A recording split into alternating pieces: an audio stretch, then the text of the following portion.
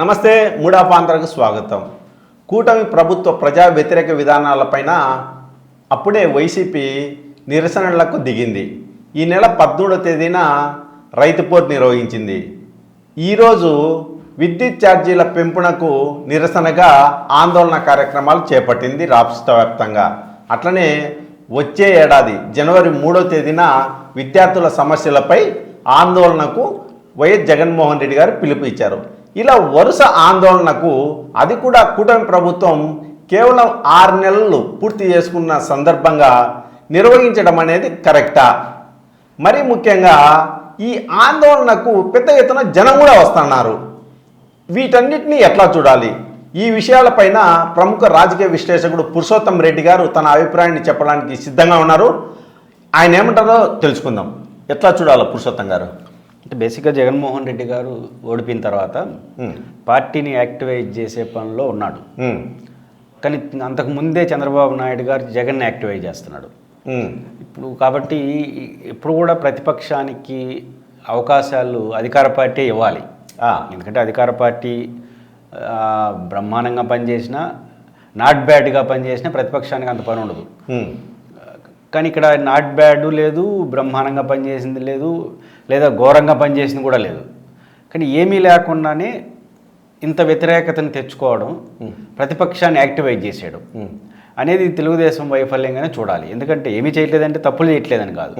ప్రధానంగా తెలుగుదేశం మీద ఈ రోజు వరకు వస్తున్న విద్యుత్ ఛార్జీలు మినహా మిగిలిన అన్నీ కూడా గతంలో ఇచ్చిన హామీలు ఎందుకు అమలు చేయలేదు అని, అంతే తప్ప ఏదో పెద్ద ఎత్తున ప్రజా వ్యతిరేక విధానాలు 6 నెలలు అమలు చేసింది కూడా ఏమీ లేదు. గత మీరు ఇచ్చిన హామీలు అమలు చేయలేదని 6 నెలలకి ఈదుల్లోకి వచ్చే పరిస్థితి ఎందుకు వచ్చింది? బేసిక్గా వస్తున్నది విద్యుత్ ఛార్జీలకు వ్యతిరేకంగా లేదా రైతులకు సమస్య మీద వస్తున్నారు, ధర్నా చేస్తున్నారు. పేరు ఏదైనా వస్తున్న ఆందోళనలో ప్రజల్లో కలుస్తున్నది ఏంటంటే హామీల అమల్లో వైఫల్యాలే కనిపిస్తున్నాయి. ఇప్పుడు సమీకరణలే కదా అన్నీ కూడా. పార్టీ శ్రేణులతోనూ పార్టీని అభిమానించే వాళ్ళు వస్తారు, సాధారణ ప్రజలు ఎప్పుడూ రారు. అట్లాంటి చోట ఎక్కువ ఎందుకు వస్తున్నారంటే ఎక్కువ మంది పేదలు వాళ్ళందరూ చూస్తుంటే చంద్రబాబు నాయుడు గారు ఇచ్చిన హామీలు బాగా పనిచేసినాయి, అది అమలు కావట్లేదు. దట్టు జగన్మోహన్ రెడ్డి గారు అదే సభల్లో ఆయన చేయడని చెప్పి ఖరాఖండిగా చెప్పినాడు. ఇప్పుడు అది పనిచేస్తూ ఉంది, నిజే కదా జగన్ చెప్పిందని. ఇది ప్రాథమికమైన సమస్య. కాబట్టి తెలుగుదేశం పార్టీ ఇంత అవకాశాన్ని జగన్మోహన్ రెడ్డికి ఇవ్వకూడదు. అయితే రెండో పాయింట్ ఏంటంటే జగన్మోహన్ రెడ్డి గారు భారీ ఓటమిని చెందాడు. 11 సీట్లకే దట్టు జగన్మోహన్ రెడ్డి గారి ఓటమిలో ఇంకొక గమ్మత్తు ఏంటంటే ప్రజల్లో ఆయనకి వ్యతిరేకత లేదు, పార్టీలో వ్యతిరేకత ఉంది. మనకు ప్రజల్లో వ్యతిరేకత కన్నా పార్టీ శ్రేణుల్లో వ్యతిరేకత ఉంది. ఈ టైంలో తెలుగుదేశం పార్టీ వ్యూహాత్మకంగా ఆయన జోలికి వెళ్లకుండా కొంచెం వాళ్ళ పని వాళ్ళు శుద్ధంగా చేసుకుంటూ పోతూ ఉంటే ఇంట్లో సమస్య, రెండోది ప్రజల్లో వ్యతిరేకత ఘోర ఓటమితో జగన్మోహన్ రెడ్డి గారు బయటికి రావడానికి కొంత టైం పట్టి ఉండేది. వీళ్ళు రావడం ఆయన పైన శ్వేతపత్రాలు అంటే జగన్నామస్మరణ ప్రతిపక్షంలో ఉన్నప్పుడు కన్నా అధికారంలో ఉన్నప్పుడు ఎక్కువ చేస్తున్నారు. ఇప్పుడు జగన్మోహన్ రెడ్డి అధికారంలో ఉన్నప్పుడు రోజు తిట్టినా ముఖ్యమంత్రి కాబట్టి ఎంతో కొంత కోప్పడే వాళ్ళని సంతోషిస్తారు. ఇప్పుడు జగన్మోహన్ రెడ్డి అధికారంలో లేనప్పుడు ప్రతిరోజు ఈ పరిస్థితి కారణం జగన్ అని జగన్నామస్మరణ ఎక్కువ చేయడం వల్ల జగన్కి కౌంటర్ ఇచ్చేదానికి ఒక స్కోప్ మీరే ఇస్తున్నారు. ఇప్పుడు ముఖ్యమంత్రి మాట్లాడిన తర్వాత దానికి జగన్ గారు రియాక్ట్ అయితే వచ్చే స్పందనకి జగన్ గారు తనకు తాను యాక్టివ్ అయ్యేదానికి తేడా ఉంటుంది. ఖచ్చితంగా ముఖ్యమంత్రి ఉప ముఖ్యమంత్రులు మంత్రులు మాట్లాడుతున్నప్పుడు దాని కౌంటర్లు ఈజీగా ఇవ్వగలరు, అది యాక్సెస్లోకి వచ్చేస్తుంది. ఆ రకంగా జగన్మోహన్ రెడ్డి గారిని రాజకీయ వ్యూహాత్మక తప్పిదం వల్ల జగన్మోహన్ రెడ్డి గారు యాక్టివ్ అయిపోతున్నాడు. రెండోది పార్టీ శ్రేణిలో కూడా వస్తుంది ఏంటంటే జగన్మోహన్ రెడ్డి గారిలో వచ్చిన మార్పు చాలా కీలకమైంది. చాలామంది ఇంకా మారలేదు, ఇంకా అంటే అత్యుత్సాహం. ఆఫ్టర్ 6 నెలల్లో జగన్ ఎంత మారాడో మనకు పులివెందుల పర్యటనలు అన్ని బట్టి తెలుస్తుంది.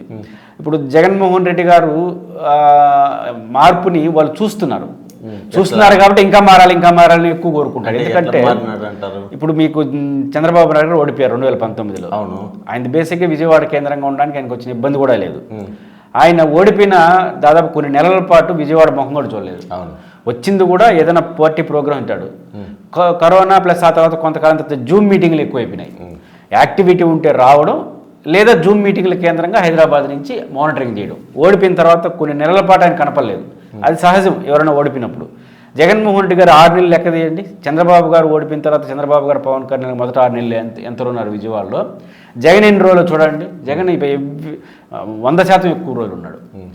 అంటే ఇది కనపడుతుంది కదా, వాళ్ళు ఎటకారం చేయొచ్చు. ఓకే. ఆ రకంగా జగన్మోహన్ రెడ్డి గారు ఫీల్డ్లో ఉంటున్నాడు. రెండోది నిత్యం పార్టీ శ్రేణులతో మాట్లాడుతున్నాడు, వాళ్ళ మాటలు వింటున్నాడు. ఈ జరగడం వల్ల జగన్లో మార్పు చూస్తున్నారు. తను డైరెక్ట్గా జగన్ మాతో వస్తున్నాడని ఆ రకంగా పార్టీ క్యాడర్లో యాక్టివేట్ చేస్తున్నాడు.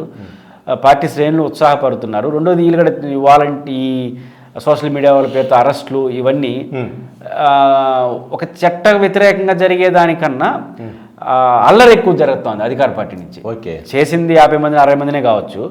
నిజానికి దాంట్లో మీకు తెలుసు కనీసం 90% మంది కేసుకు అర్హులు, పద్ధతికి అర్హులు కాకపోవచ్చు కాబట్టి కేసులకు అర్హులు. ఆయన కూడా ఎందుకు అల్లరి అవుతున్నారు? ప్రతిరోజు డిబేట్లు పెట్టడం, ప్రతిరోజు యూట్యూబ్లో వాడిని ఎందుకు అరెస్ట్ చేయలేదు, దీన్ని ఎందుకు అరెస్ట్ చేస్తారు, రేపు అరెస్ట్ చేస్తారు, ఎల్లుండి అరెస్ట్ చేస్తారు. ఇది నిజమే కదా జనం అనుకుంటున్నారు. ఆ రకంగా అధికార పార్టీకి అనుకూలంగా ఉన్న మీడియా చేస్తున్న హత్య అనేది ఖచ్చితంగా జగన్మోహన్ రెడ్డి గారి యాక్టివేట్గా ఉంది. దీని రిఫ్లెక్షన్స్ ప్రజల మీద పడుతుంది. రెండు స్పష్టంగా కనిపిస్తుంది కదా. జగన్మోహన్ రెడ్డి గారు చెప్పాడు ఇది అమలు చేయడం సాధ్యం కాదని, ఇది అమలు కావట్లేదు. ఇంకా తమాష ఏంటంటే జగన్మోహన్ రెడ్డి ఇప్పుడు ఉదాహరణ నిన్న క్రిస్మస్ జరిగింది. ఆ క్రిస్మస్ కానుక ఎవరు ఇచ్చేది?